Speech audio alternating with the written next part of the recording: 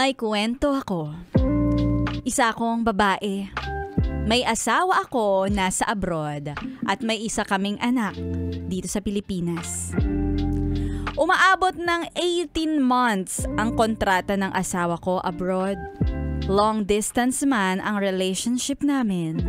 Hindi nawawala ang communication. It's the key! Na kahit di ko siya kasama physically, alam namin pareho ang ginagawa ng isa't isa. Napapanood niya ako sa CCTV kahit tulog kami na mag-ina. At kahit nga nagbibihis, wala naman akong itinatago sa mister ko. May CCTV din siya sa apartment niya sa UAE. Kaya naman, pag tumawag na siya sa akin sa umaga, naka-on lang ang video call. At kahit sa pagligo ko, dala-dala ko ang cellphone. Hanggang sa loob ng CR. Siya nasa UAE. Ako nandito sa Pilipinas. At sabay kaming maliligo. Ay, ang sweet! Noon, ako yung takot sa pag-abroad niya. Dahil nga marami akong nababalitaan na nagkakalokohan sa relasyon. Dahil sa long distance relationship.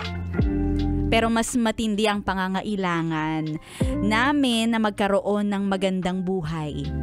Kaya kahit magsakripisyo na hindi kami magkasama, ay gagawin namin para sa anak namin.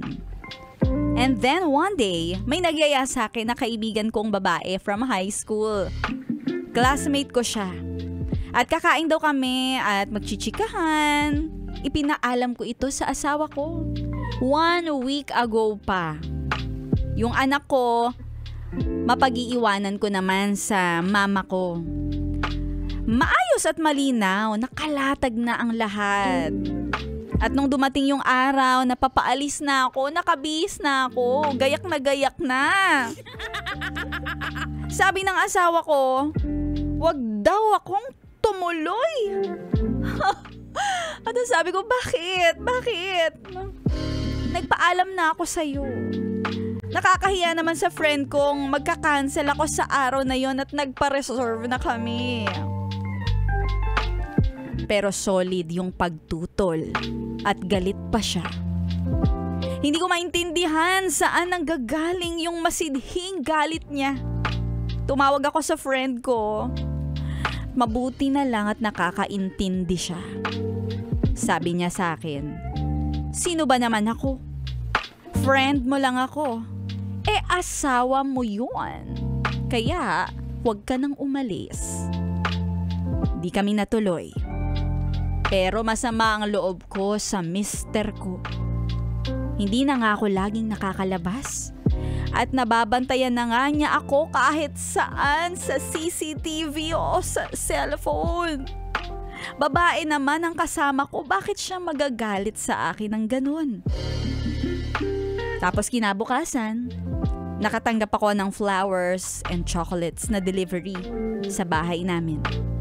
Nagsosorry si mister.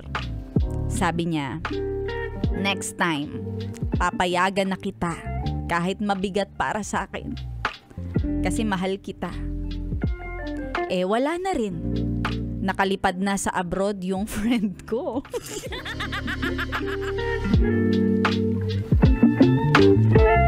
At yan. 101.1 Yes FM.